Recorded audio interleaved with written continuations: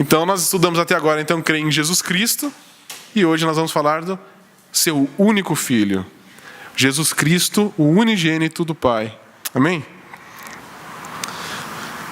Queria só que a gente fizesse uma breve oração. Pai querido, nós estamos aqui reunidos nesta manhã. Senhor, nós vamos aqui falar sobre o Teu único Filho, o autor da nossa fé, o nosso mediador. Senhor, nós queremos aqui colocar a nossa vida, colocar a nossa mente, o nosso coração diante de Ti. E rogamos ao Santo Espírito que venha nos inspirar, venha nos ensinar, venha tocar o nosso coração. Nós queremos a revelação exata de Jesus. Senhor, nós não queremos que tudo que falarmos aqui seja conhecimento intelectual, mas que seja uma realidade dentro do nosso coração. Que todas essas informações não sejam meras informações, mas sejam realidade de vida para nós, para alimentar a nossa fé, para que nós possamos olhar firmemente para o alvo. Nós te pedimos, Senhor, venha com a Tua graça sobre nós esta manhã. Em nome de Jesus. Amém. Então vamos lá. Jesus, o único Filho de Deus, o Filho unigênito. Para a gente começar, vamos pensar em umas considerações a respeito de filiação de Deus. Jesus ele veio, há mais ou menos 2000 anos atrás, um pouquinho mais, dentro do Império Romano. Talvez a gente já conheça um pouquinho do que é o Império Romano. A gente já estudou isso na escola, e filme. Informações sobre o Império Romano não nos faltam. E a gente tem que entender, o Império Romano ele era um império que dominou o mundo inteiro da sua época. E eles tinham uma estratégia muito interessante para dominar os povos, que eles absorviam as suas culturas. Então, se vamos imaginar que o Império Romano ainda estivesse ativo hoje, e ele chegasse aqui no Brasil, os exércitos romanos entrassem aqui, eles não iam impor a sua cultura, o seu modo de pensar, mas eles iam absorver. Então, a gente ia ver romano sambando, comendo feijoada, entendeu? É exatamente isso, eles absorviam toda a cultura da onde eles chegavam. E a gente tem que entender que Jesus ele nasceu, e o cristianismo, obviamente, nasceu no meio dessa mescla de religiões, de cultura, de língua. E era um negócio muito doido, é muito diferente do que a gente vê hoje. Eles eram, para começar, um povo politeísta. Então já sabemos que eles acreditavam em vários deuses. Eu cheguei, acho que, citar sobre isso, quando a gente estava falando sobre o Deus único, que no Império Romano, se a gente chegasse aqui, então, porque eu creio também em outro Deus. Então me fala aí o nome dele, como que é, que eu vou colocar na minha lista também e vou começar a adorá-lo. Eles só iam acrescentando. E aí chegou os cristãos falando, um só Deus, nós cremos em um só Deus e vamos adorar só eles. E talvez eu tenha até comentado que os cristãos, no primeiro século, lá na igreja, que iniciou com os apóstolos, eles não eram nem considerados religião. Eles eram considerados ateus. Sabiam disso? Por quê? Eles só acreditavam em um só. É muito pouco.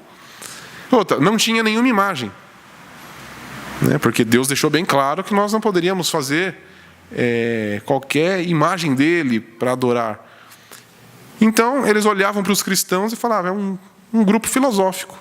Porque ainda eles ficam estudando um texto. Então, é um grupo que não adora nenhum Deus visível e fica lendo o texto. Então, eles são um grupo filosófico, eles não são religião. Essa era a concepção do mundo da época de nós, cristãos. Então, é um negócio diferente. A gente só foi considerado religião no século IV com Constantino. Tá? Então, são informações históricas, fechou parênteses.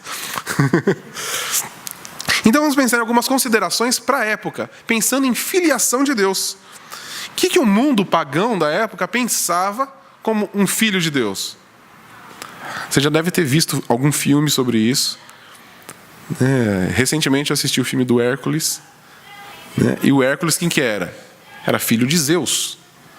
Então era muito comum na mitologia grega, e claro, absorvido pelo Império Romano, essa questão de um homem que vive normal aqui ser um filho de Deus. Porque Deus, um dos deuses aí vinha na terra, se relacionava com uma mulher, ou o contrário, vinha uma deusa, se relacionava com um homem e nascia um semideus.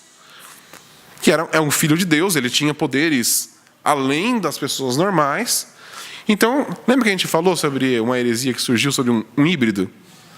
Era mais ou menos o que o Império Romano e todo mundo pagão pensava. Um filho de Deus é um híbrido. Ele é um super-homem.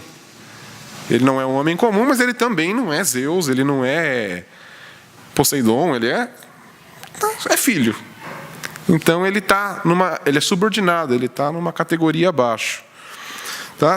Para a gente ter algumas ideias de como era o mundo da época. Até Paulo e Barnabé foram considerados como deuses. Está lá em Atos 14. Quando eles chegaram em Listra, eles foram identificados como Júpiter e Mercúrio. Porque eles chegaram, eles realizaram milagres. Então o povo, tá aí, ó, é Júpiter e Mercúrio. Filho dos deuses. Então, para a gente ver como estava embutido já. Então eles chegavam lá, Paulo e Barnabé chegaram para pregar o Evangelho, fizeram milagres em nome de Jesus e foram identificados como filhos dos deuses. E totalmente diferente. Tem que entender que Listra já era uma cidade onde tinha um altar a Júpiter, por causa de uma profecia, e uma história toda da deusa que veio até, tá? Que não vem ao caso aqui. Se a gente pegar na Odisseia de Homero, né, um escritor grego, também ele tem uma história lá de deuses que assumiam forma humana. Então a gente pode pensar, então é parecido com Jesus? Não. Porque ele simplesmente assumia uma forma. Ele era um deus, ele vinha, assumia a forma e voltava. Só para fazer alguma coisa. Então conta a história da deusa Atena, que era filha de Zeus, já começa por aí. Já era filha de um deus e ela assumiu a forma de um adolescente para conversar com Ulisses, que era o protegido dela. Então Ulisses já era considerado também um cara mais legal do que um ser humano comum, porque ele era um protegido de Atena. Tá? Então essa era a ideia de filiação de Deus nesse mundo. No Egito, o governante, o faraó, era considerado um deus. E ele era uma geração física do deus Ré. Na Arábia também, todos os governantes eram adorados como deuses. No Império Romano, inclusive, o imperador ele era chamado Divi Filius, filho divino, filho de Deus. Tá? Então, essa era a concepção. Pensa na problemática que foi os cristãos da época falar: Jesus é o Filho de Deus. Chegar diante do Império Romano e falar: não, o imperador não é. Jesus é.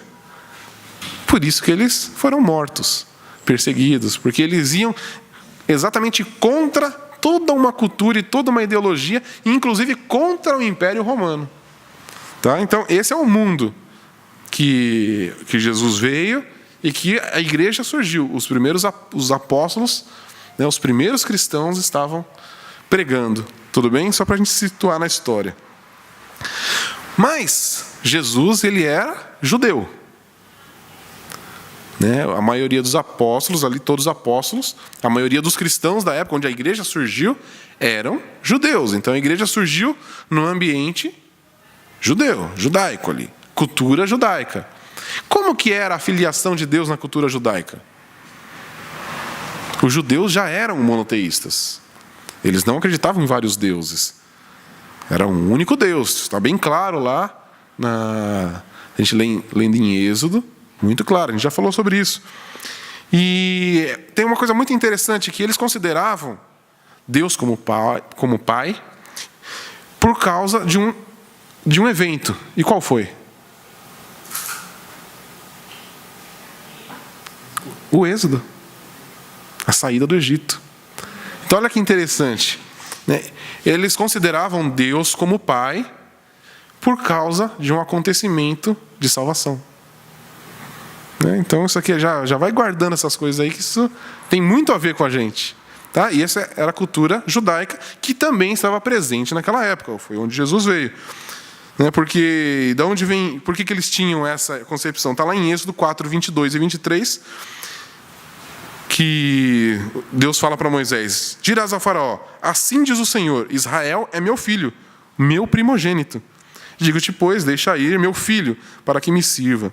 Mas se recusar a deixar ir, que matará aí o teu filho, o teu primogênito. Então isso aqui tem lá, a gente já conhece bem a história de Moisés. E a gente percebe aqui Deus falando: liberte o meu filho, o meu primogênito. Aí você pode pensar, mas não é Jesus? Né? Mas aqui ele estava já demonstrando algo. Deus estava falando sobre a obra da redenção lá atrás. Tá? Ele estava salvando o povo de Israel. Tudo bem? Então, por isso que o povo judeu tinha já essa noção de Deus como o Pai. Mas mesmo assim não era da mesma forma como Jesus se declarou Filho de Deus. Era um Pai que salvou e que está distante. Continuava um Deus distante. Tudo bem? Então agora vamos para a filiação de Jesus. Nós já estudamos aqui que Deus era eterno. Ok? Se Deus é eterno, Jesus é eterno. Lá em João 1, no verso 1, o que fala? No princípio era o Verbo estava com Deus e o Verbo era Deus. Tá? Então, ele é eterno. Isso faz a gente pensar numa questão. Filho. Né? A maioria de nós aqui podemos dizer que nós somos pais. Quem não é pai, com certeza é filho. Né? Alguém aqui surgiu? Não. Então, a maioria de nós somos pais. Se não somos pais, com certeza somos filhos. E aí a gente já pensa nessa questão. Para você se tornar filho, alguém se tornou pai. Enquanto você não tem um filho, você não é pai. Raciocínio lógico. Então, nós podemos pensar, então Deus, ele se tornou pai ao ter Jesus como filho? Uma pergunta, né, complexa.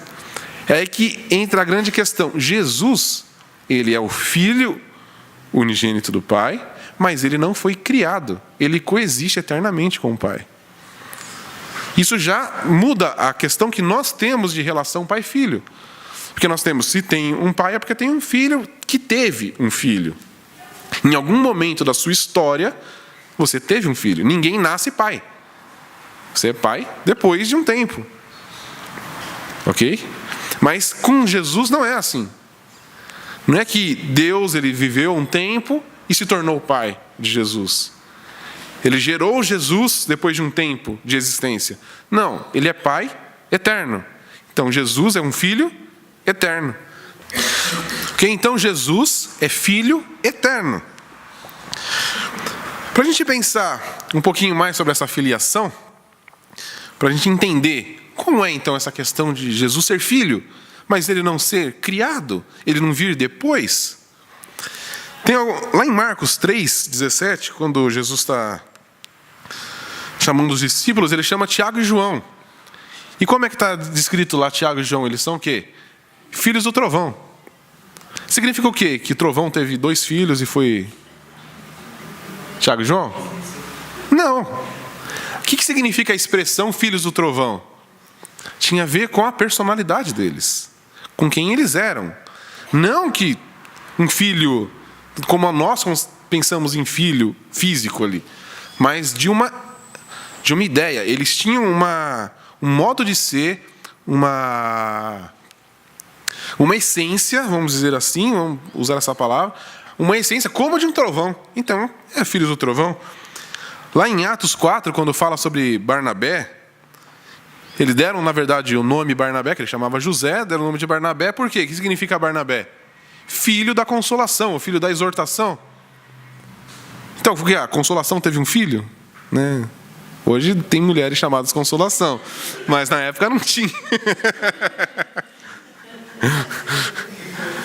Tudo bem? Então, mas ele é chamado filho da consolação por causa de quem ele era. Ele era uma pessoa que se preocupava tanto com os outros Esse daí é um filho da exortação, um filho da consolação. É o Barnabé. Entende? Então ele ganhou um nome por causa de quem ele era, da forma como ele agia. Jesus também fala lá em Lucas 10, no verso 6, sobre os filhos da paz.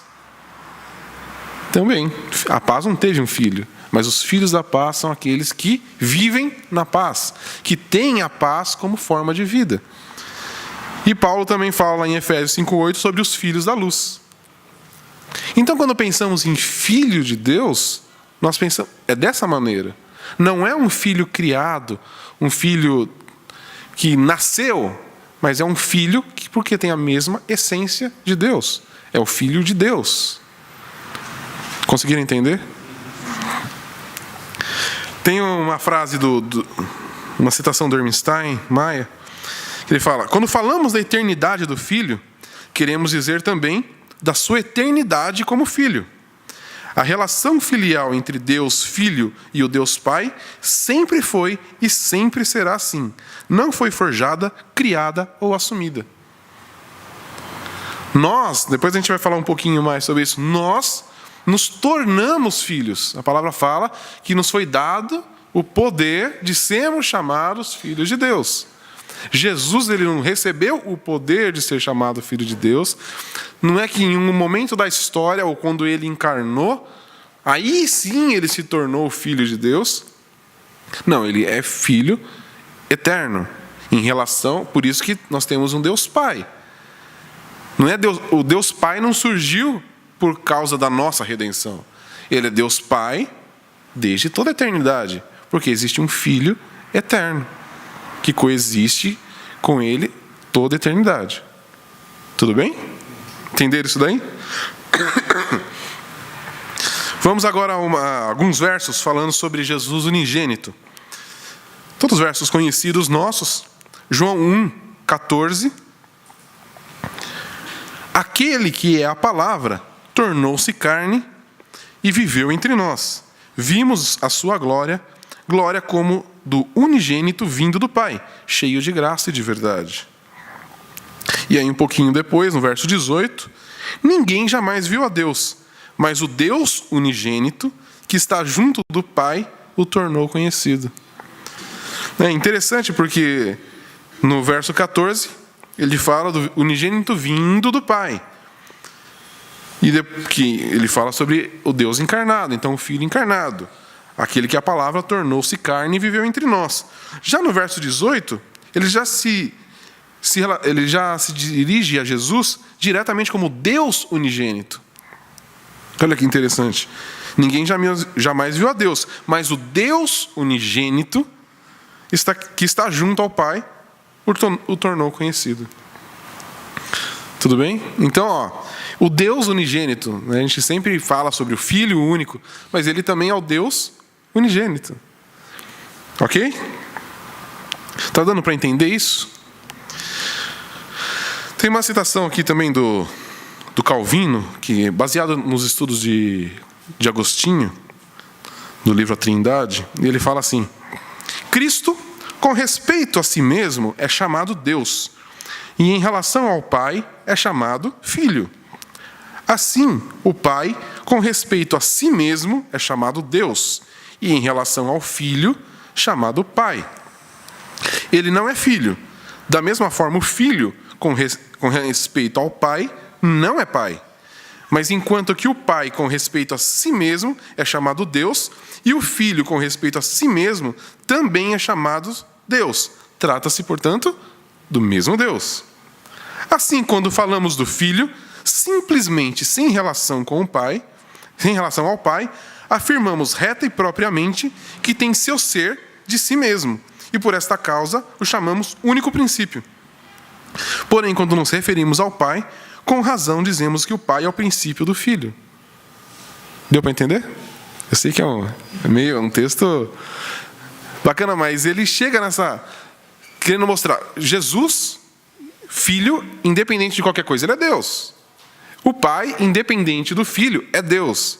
Mas ele é Pai em relação ao Filho. E Jesus é Filho em relação ao Pai. E se nós isolarmos isso, o princípio está nele mesmo, porque ele é Deus. E se nós pensarmos no Pai, Jesus, o Filho, tem o princípio em Deus, que é seu Pai. Deu para entender? Vamos ler mais uns versos aqui. Um verso conhecido que fala sobre o unigênito. Todo mundo conhece, João 3,16, todo mundo sabe de cor, né? Porque Deus tanto amou o mundo que deu seu Filho unigênito para que todo que nele crer não pereça, mas tenha vida eterna. E um pouquinho mais para frente, no verso 18, quem nele crê não é condenado, mas quem não crê já está condenado, por não crer no nome do Filho unigênito de Deus. Uma coisa para a gente muito importante, que tem a ver, nós estamos estudando o credo, que é o de crer, nós cremos. E lá no verso 16, porque Deus amou o mundo que enviou seu Filho para que todo que nele crê, não é simplesmente Deus enviou seu Filho unigênito para salvar de uma vez todo mundo. Não, mas existe ali uma condição, para que todo que nele crê. Deus amou o mundo, mas só recebe a vida eterna quem crê. E no verso 18 ele afirma categoricamente isso. Quem nele crê não é condenado. Quem não crê já está condenado, por não crer no nome do Filho unigênito de Deus. Então, a gente percebe a nossa salvação, ela está diretamente e essencialmente ligada a crer no Filho unigênito. Então, essa cláusula do credo que estamos estudando hoje, ela é essencial para toda a nossa fé. Se não crermos num Filho unigênito, já estamos condenados. Tudo bem? E aí é onde várias das heresias que surgiram também, de que Deus tinha mais de um filho, de que todos nós somos filhos. Né? Que existe essa ideia também. Talvez você já tenha até ouvido, né? Porque todo mundo é filho de Deus. Quem já ouviu isso? Né? Nós nos tornamos filhos porque cremos no Filho único. Então nós somos filhos simplesmente por adoção. Ele é o Filho. E se não crermos no Filho, se a gente já se colocar em pé de igualdade, que a gente já nasce filho de Deus, nós estamos deixando de crer no Filho único. Portanto, já estamos condenados. Então, se eu declarar, eu sou filho de Deus também, porque todo mundo é filho de Deus, eu estou me condenando e condenando todo mundo junto comigo. Amém? Então, como a gente estava falando aqui, nós já falamos tão categoricamente nas últimas semanas, Jesus é Deus. Amém? E ele é o Filho único de Deus. Tá? Então ele não é um filho, ele é o Filho. No concílio de Nicéia, eu citei isso semana passada, por causa daquela coisa toda que estava, aquela preocupação com Ário, que estava falando, Jesus era duas pessoas com duas naturezas. No concílio de Nicéia, eles mexeram no credo. Então, na verdade, não é que eles mexeram, eles criaram um novo credo, que é o chamado credo de Nicéia, tá? Que era para definir exatamente essas coisas. E no credo de Nicéia eles falam, tem uma cláusula, crê em Jesus, que é gerado, mas não criado. Porque o gerado tem a ver o quê? Do mesmo gênero. Mas ele não foi criado. Então eles acrescentaram essa cláusula quando creem em Jesus, que é gerado, mas não criado. Para já fugir de toda aquela ideia de que Jesus é criatura. Tudo bem? Vamos seguir. O relacionamento íntimo do filho com o pai. Jesus deixou bem claro isso, enquanto ele estava aqui na terra, de como era o relacionamento dele com o Pai. Mostrando claro quem ele era, a convicção de quem ele era e que ele tinha de si mesmo, e nos ensinando algumas coisas para a nossa relação com Deus Pai. Uma das coisas que a gente vê, e que foi um grande problema para Jesus na época, foi ele se dirigir a Deus como Abba. Nós já ouvimos bastante sobre isso, já estudamos. Os judeus, eles consideravam Deus Pai. E eles usavam um termo chamado Abi, que é pai, mas mais respeitoso, mais... E Jesus chegou e usou Abba. É parecido, mas é diferente. Que já era a forma familiar de se relacionar com o pai. E para os judeus ali foi um escândalo. Como que esse cara vem e vai falar assim com Deus? Ele é nosso pai, mas não é assim. E Jesus, é assim. Porque ele é o meu pai. E eu vivi com ele desde a eternidade. Eu sou um com ele. E eu posso chamar ele de Abba. E quando ele nos ensina a orar, o que ele fala? Abba. Então agora, vocês também não vão só se direcionar a Deus como Abi, mas como Abba, o pai familiar. Ele não é só um pai que salvou a gente, mas ele é um pai familiar, que nos adotou como filhos dele. Amém? Então aqui implica na consciência que Jesus tinha dele, de quem ele era, de modo único e singular, o Filho de Deus. Se você quiser anotar aí umas referências para depois dar uma lida, Mateus 11, 27, Marcos 13, 32 e Marcos 14, 36. São ocasiões em que Jesus fala sobre Deus Abba, ok? Deu para entender isso daí? Tranquilo? Então vamos lá, alguns aspectos da filiação de Jesus. Primeiro, a igualdade essencial entre pai e o filho. Nessa época, que estava acontecendo toda essa confusão com Ário, teve um bispo se não me engano, de Alexandria, depois eu confirmo para ver se é isso mesmo, que ele foi totalmente contra aquele ensino de Ário, de que Jesus criado, de Jesus duas pessoas, duas naturezas, Jesus era um negócio diferente. E ele e alguns outros bispos cunharam um termo que não está na Bíblia, que é homousios, que vem do grego, né? O homo de mesmo e ousia de substância. Então ele falava, Jesus é da mesma substância do Pai. Ele é consubstancial com o Pai. Então ficou até muito fácil, era uma coisa comum da cultura grega falar sobre essa questão da ousia, da substância, da essência do ser. E ele falou, então, Jesus é homousia, ele é da mesma substância do Pai. E é até muito interessante, porque aí Ário e os seus seguidores, né, quando ouviram essa palavra, e Constantino gostou muito da palavra, ele achou, palavra bonita, gostei, vamos colocar isso no credo, né, todo empolgado. Mas essa palavra tinha tudo a ver com o que está na Bíblia, com o que Jesus falou sobre ele. Né, se a gente pensar lá no próprio João 1, no princípio era o Verbo, ele estava com Deus e ele era Deus. Então ele estava com, significa que é uma outra pessoa, como a gente já falou. Mas ele era Deus, o que significa que ele era da mesma substância. E ele é da mesma substância. Então, esse verso de João 1, ele já define muito bem a questão de duas pessoas, né, de uma pessoa com duas substâncias. E separando as pessoas da Trindade também. Deus Pai, Deus Filho. Mas Jesus, uma única pessoa, o Filho único, da mesma essência do Pai. Consubstancial com o Pai.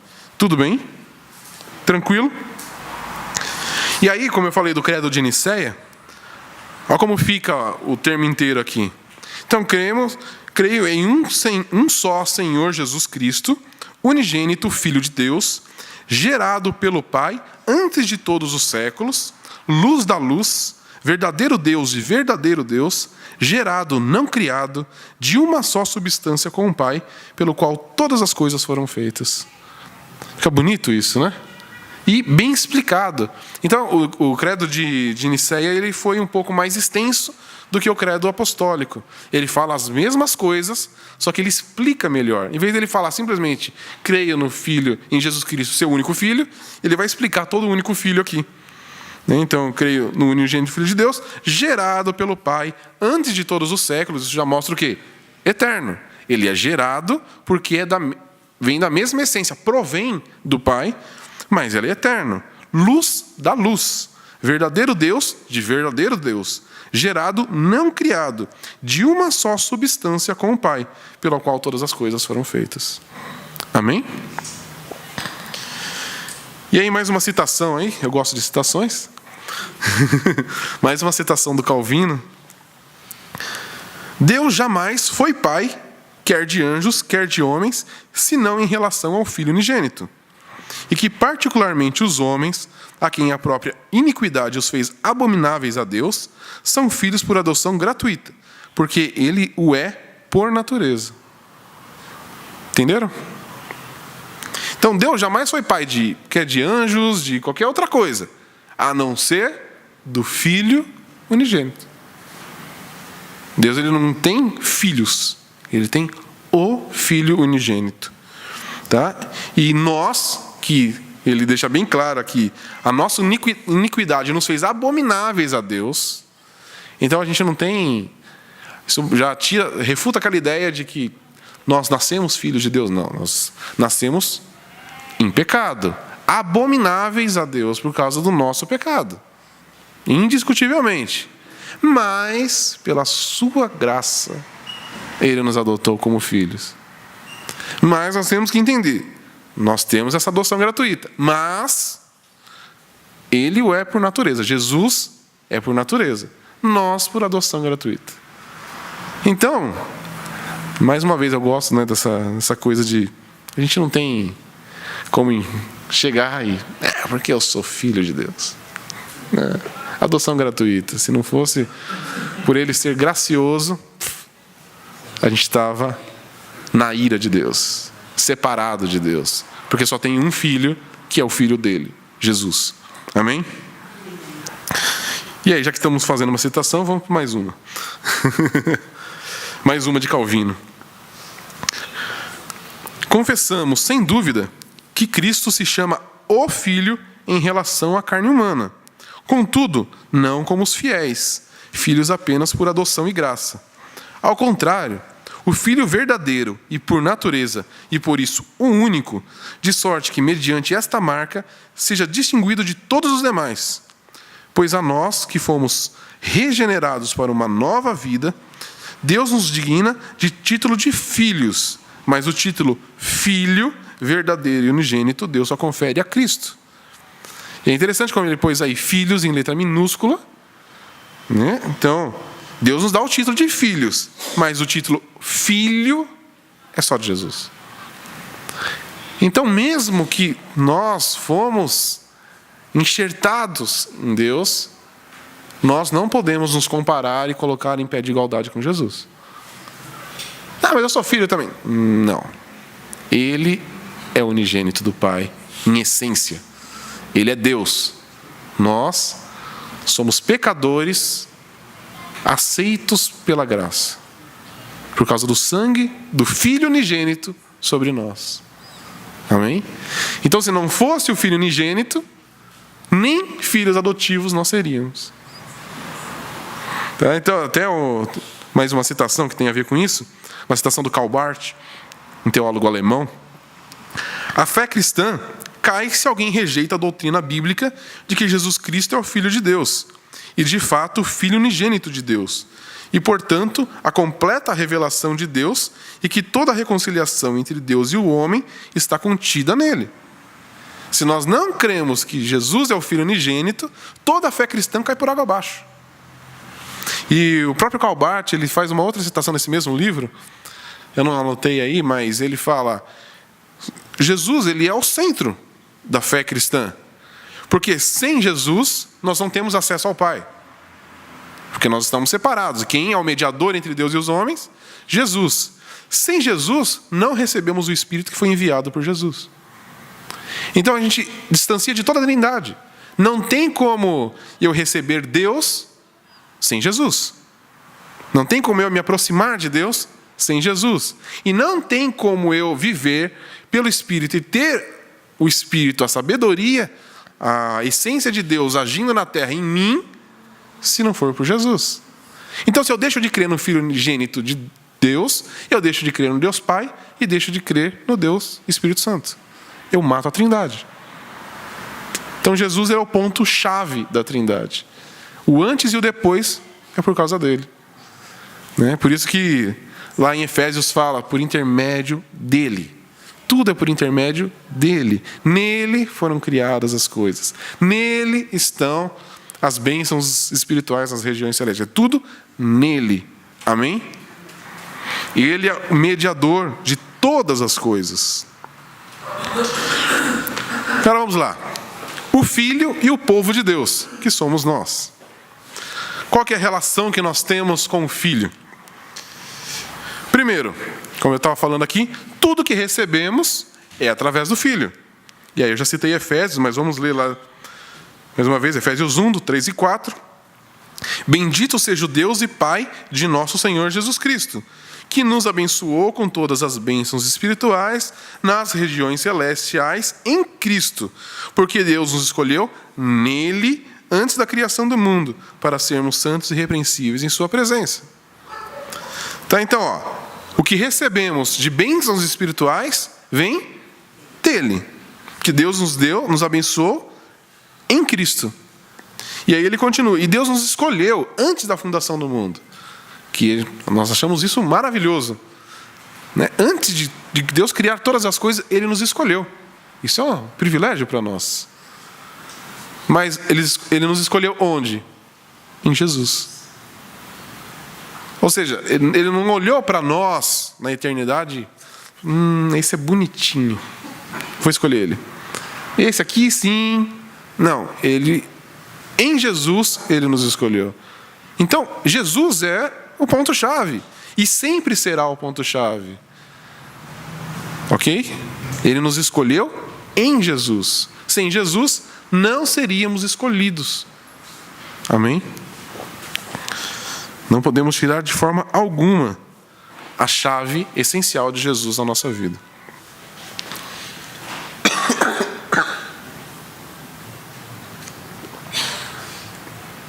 Vamos lá, segundo ponto.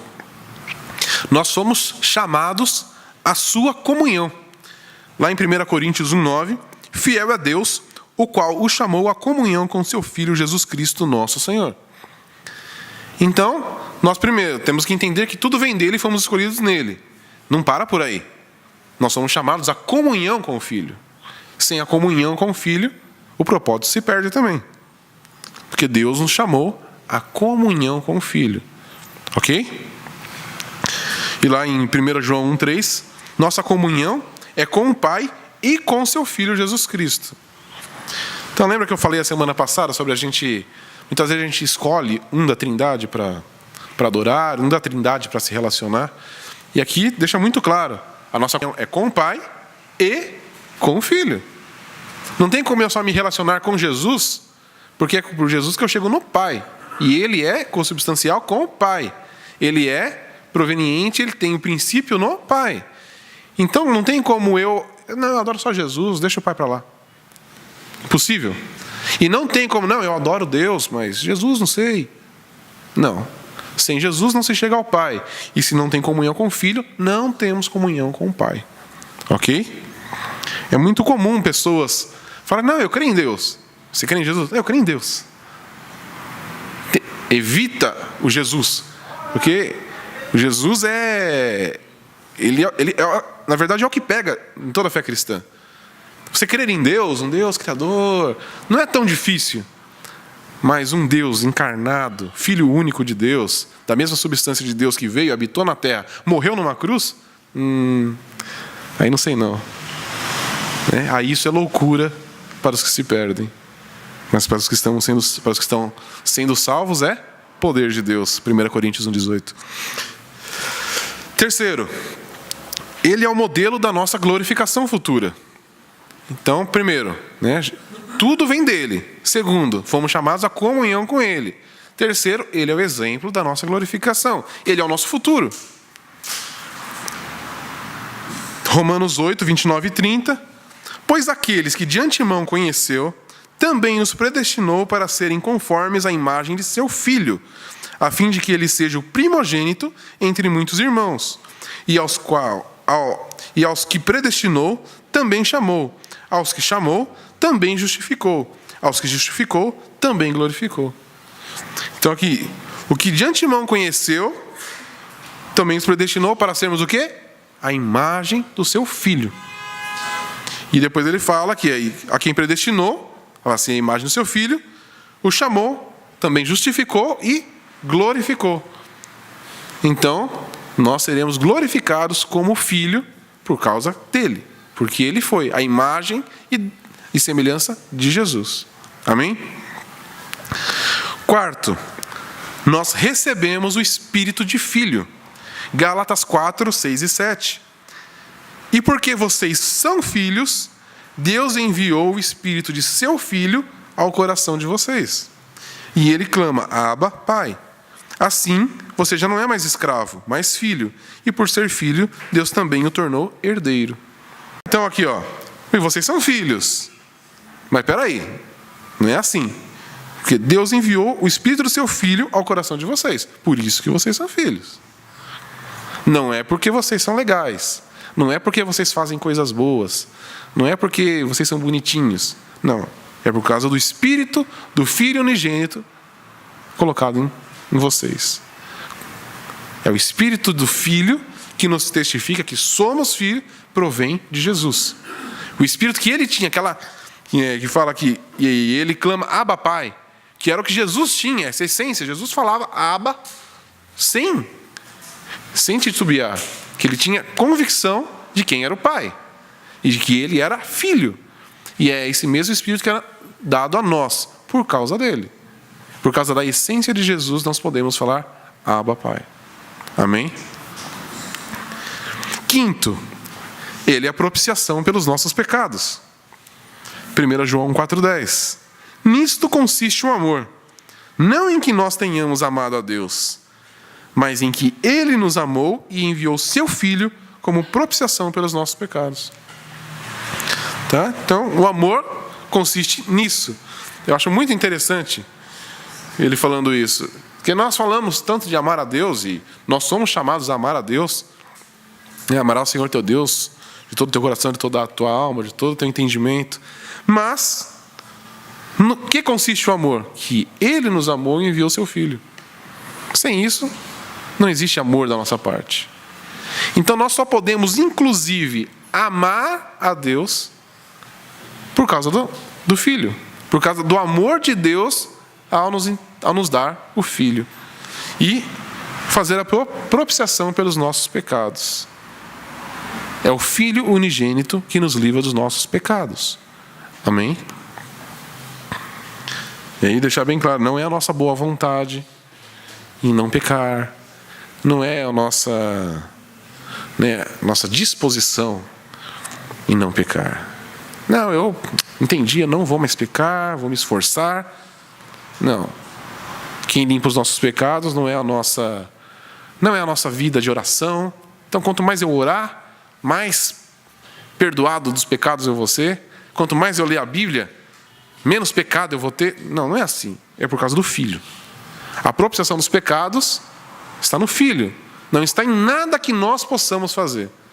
O que eu posso fazer para me libertar do meu pecado? Nada. Porque como está o pecado que tenazmente nos assedia. Tenazmente, sabe o que é uma tenaz, né? Todo mundo sabe o que é uma tenaz? Não é aquela colinha. Né? O pecado tenazmente nos assedia. A tenaz, ele era um gancho grande que se usava para pegar coisas quentes, geralmente o ferro, né? Então eles pegavam, eles abriam, fechavam, não tinha como escapar. Isso é tenaz. E Paulo fala sobre o pecado que tenazmente nos assedia. Ou seja, ele gruda em nós. E você nunca pensa numa peça de ferro que é pega, que é tenaz. Ele consegue se soltar? Não. Nós não conseguimos nos soltar dos nossos pecados. Quem nos limpa dos pecados? O Filho. Ele abre a tenaz. Só Ele. Você pode se remexer, você pode fazer o que for. O pecado vai continuar agarrado em você. Mas, por causa do Filho, o pecado é obrigado a nos soltar. Amém? Amém. Sexto, a vida está no Filho. 1 João 4,9. Foi assim que Deus manifestou o seu amor entre nós. Mais uma vez falando do amor. Enviou o seu Filho unigênito ao mundo para que pudéssemos viver por meio dele. Então ele não é só a propiciação dos nossos pecados. Ele não é só onde nós recebemos as coisas. Ele não é só o que nos dá o espírito de filhos, mas ele é a nossa vida. É nele que vivemos. Né? Lá em Atos 17, porque nele existimos, nele nos movemos. É nele. Paulo também falou, né? Porque para mim o viver é Cristo. O morrer é lucro. E o viver é Cristo. Ele é a minha vida. Né? E nós cantamos aquela música que eu gosto demais. Cristo é a nossa vida, o motivo do louvor. Ele é a nossa vida. Nós não temos uma vida e acrescentamos Jesus nela. Não tem como temperar a nossa vida com Jesus. Ele não é um tempero. Ele não é um artifício. Ele não é um enfeite, um decorativo na nossa vida. Ele é a vida. Nós morremos a nossa vida humana para vivermos uma nova vida nele. Amém? Então a vida está no Filho. Porque a gente pode pensar, não é que nós vivemos uma vida nossa, porque a vida nossa não é vida. Romanos fala, porque nós estamos mortos em nossas transgressões. Então não é vida, é morte. A vida está no Filho. Amém? Sétimo, nos livra da ira vindoura. 1 Tessalonicenses 1,10. E esperar do céu seu Filho, a quem ressuscitou dos mortos, Jesus, que nos livra da ira que há de vir.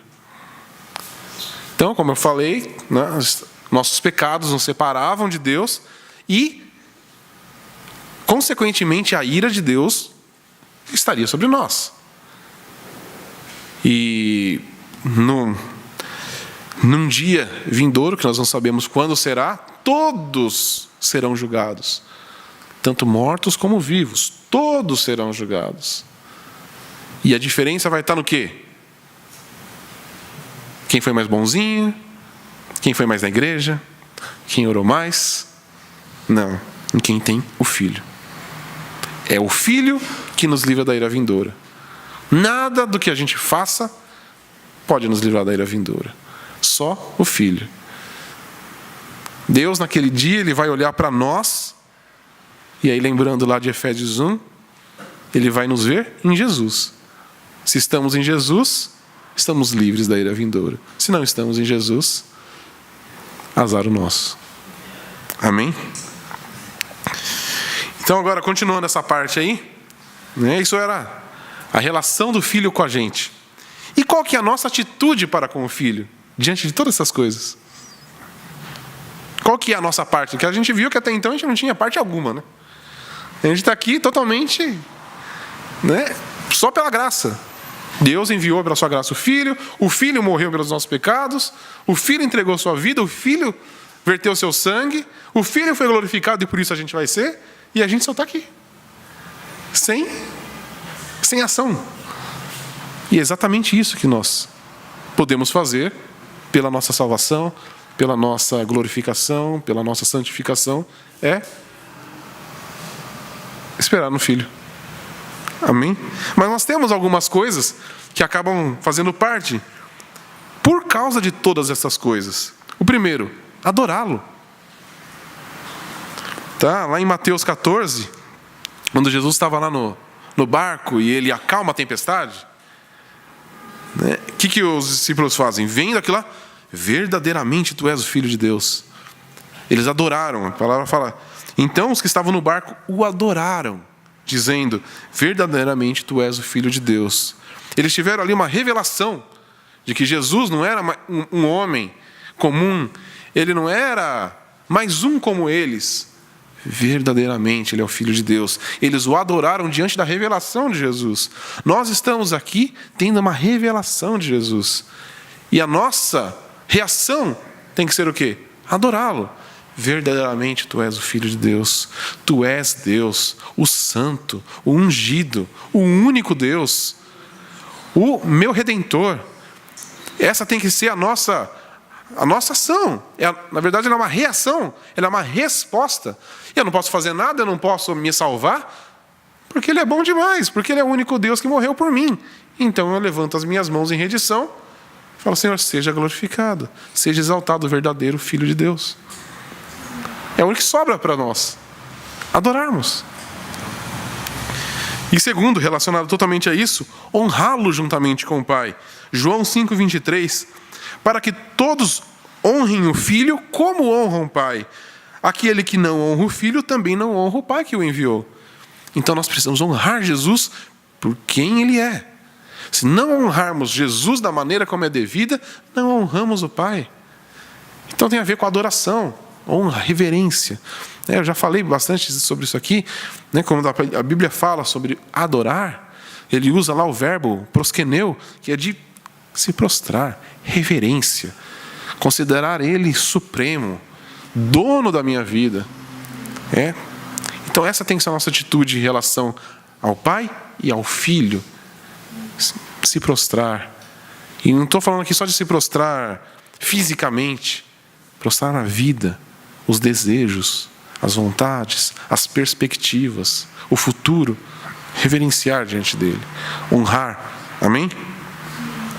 Terceiro, a gente já falou um pouco disso, crer nele, que já citamos João 3,16, porque só saber, e aí vem com a nossa oração no início aqui, não basta que nós tenhamos informação, nós precisamos crer. Isso tem que descer da mente e vir para o coração.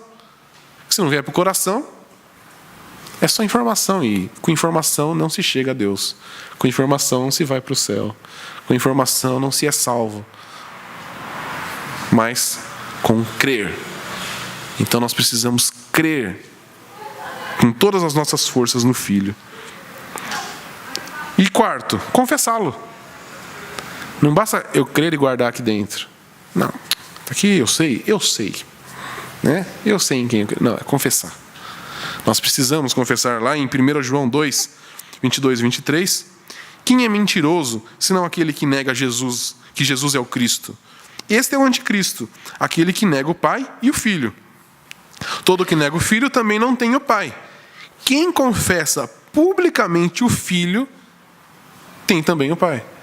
Então nós precisamos confessar publicamente o Filho. Amém? Nós estamos vivendo tempos complexos. A gente está vivendo estamos entrando num momento da história onde você confessar Jesus não vai começar a ficar difícil. A perseguição hoje ela vai ser diferente do que foi na época dos apóstolos.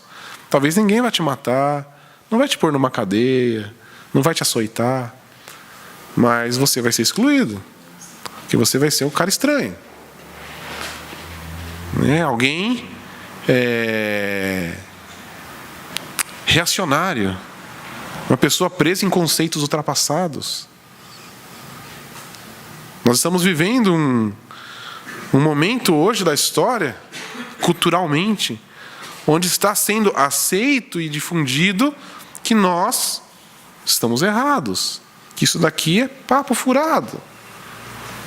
Nós vamos numa sociedade pós-moderna. Pensa um pouco, você vai realmente crer em tudo que você está falando aí? Pois é, eu vou. Porque eu pensei um pouco, eu só posso crer nisso. A minha razão só pode me levar a crer nisso. Que eu vou crer no quê? Se não crer no Filho de Deus, o único capaz de me regenerar, o único capaz de me restaurar, de me conectar novamente com Deus, então eu vou confessar Jesus mesmo. Nós precisamos ser corajosos e declarar: eu creio em Jesus, o Filho de Deus, o unigênito do Pai. E alguém diz: não, mas todo mundo é filho de Deus. Não, Ele é o Filho de Deus, único. Nós somos filhos por adoção se crer que Ele é o Filho unigênito. Se não crer, sinto muito, mas não é filho de Deus. Não conhece o Pai, não honra o Pai, não tem o Pai. Quem não está no Filho, não tem o Pai. Nós temos que ser corajosos.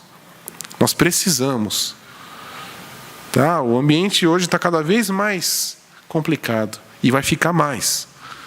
E nós precisamos de coragem, ousadia, para confessar publicamente: Jesus é o Filho unigênito de Deus, que me redimiu dos meus pecados, morrendo na cruz e ressuscitando ao terceiro dia. Amém?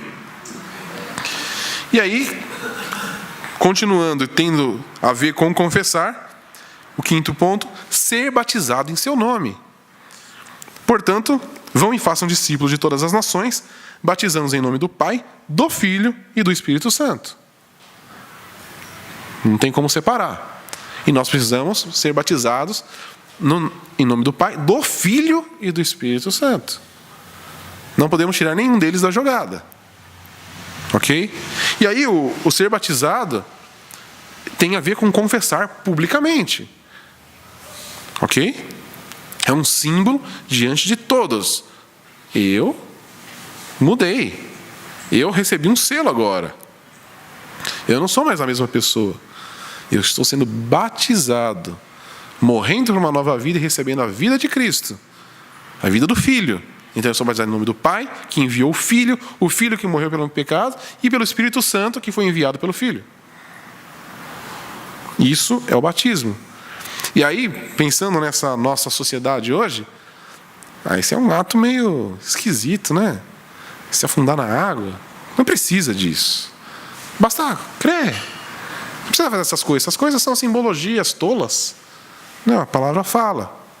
Porque isso é confessar publicamente. Se nós tivermos vergonha de passar pelas águas do batismo, então é porque nós não estamos aceitando tudo que a palavra nos fala. E se não estamos aceitando, não estamos confessando publicamente. Se não confessamos, porque não cremos. Se não cremos, estamos condenados. Amém? Sexto ponto: atentar para a sua palavra. Mateus 17:5. Enquanto ele ainda estava falando, aqui era Pedro, uma nuvem resplandecente os envolveu, e dela saiu uma voz que dizia: este é meu filho amado, em quem me agrado, ouçam. Quando a primeira vez que aparece essa frase, este é meu filho amado em quem me agrado, aparece lá no batismo de Jesus. E aqui é no monte, lá na transfiguração. E aí aparece novamente a voz de Deus. E aí, só queria acrescentar algo no final: ouçam. É muito interessante porque aqui, enquanto ele ainda estava falando, era Pedro falando. Porque estava aquela coisa gostosa, estava lá Moisés, Elias. E aí Pedro: vamos fazer umas tendas aqui, Jesus? Se quiser, eu faço aqui, e já fica por aqui mesmo. Né? Por quê? Porque esses caras são, né? Moisés. Né? Então, provavelmente, a palavra não fala, mas o que dá para pensar do que Pedro está ali, é Moisés que está aqui. Né? Vamos fazer uma tendinha aí.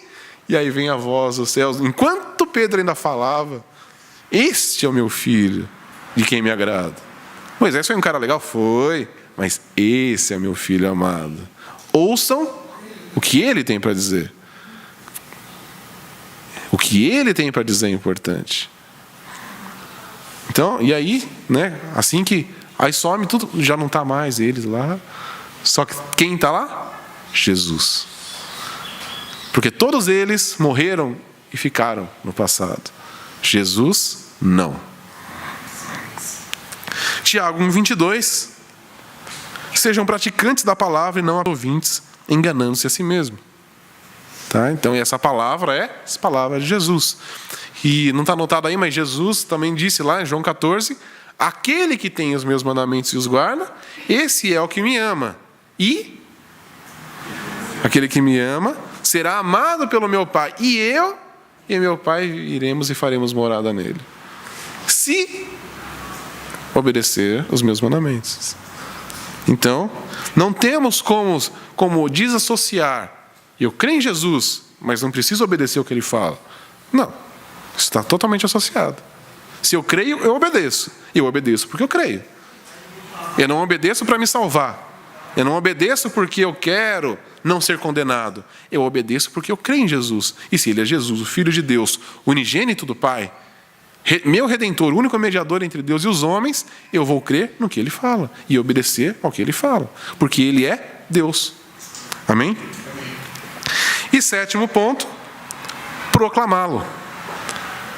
As coisas não podem ficar no âmbito da nossa vida e simplesmente falar para as pessoas, não, eu creio nisso, deixar claro para todo mundo, mas nós temos que proclamá-lo. Lá em Atos 9:20, e logo começou a pregar nas sinagogas que Jesus é o Filho de Deus.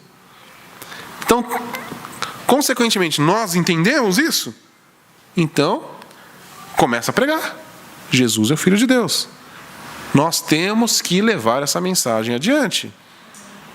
Não basta simplesmente falarmos aqui dentro, falarmos, quando alguém perguntar para a gente, não é que você não, eu creio no Filho unigênito.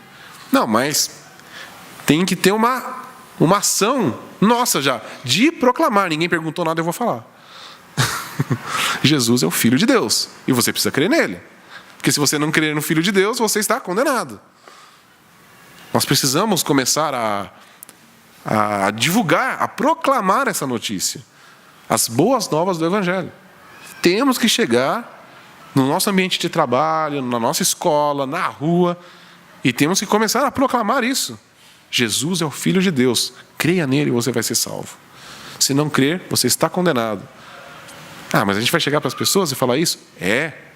Era isso que os apóstolos faziam. E por isso que o mundo daquela época se converteu. Porque eles não tinham medo e não tinham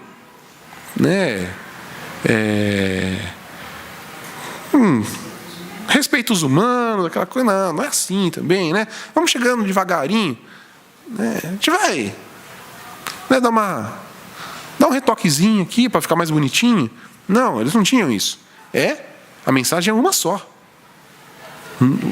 Todos nós estamos perdidos, mortos em nossas transgressões. Somos pecadores. Ninguém é bonzinho e você vai para a perdição eterna. A não ser que creia no Filho. Essa tem que ser a mensagem. Né? Nossa mensagem não tem que ser, não, vamos lá na igreja, é legal. É bacana, o ambiente é gostoso. Não, vamos lá, você quer ouvir mais sobre Jesus? E já prega ali. E aí, a pessoa só tem que vir para a igreja para aprender mais. Ela não tem que vir aqui para se converter. A nossa pregação tem que converter. A nossa pregação tem que impactar as pessoas. Então, não vamos mais trazer as pessoas à igreja para serem convertidas. Vamos levar a mensagem ao mundo. Foi isso que Jesus falou. Qual foi a grande comissão de Jesus? Ide por todo mundo e pregai o evangelho. Não é ide para todo mundo e convidar as pessoas para ir na igreja. Ide por todo mundo e dar o telefone do pastor. Não. Pregue o evangelho. Amém? Então, aí, para a gente finalizar, deixei uma frase aí. Você já pensou no privilégio e responsabilidade de vivermos neste mundo como filhos de Deus e irmãos de Jesus Cristo? Essa é a nossa...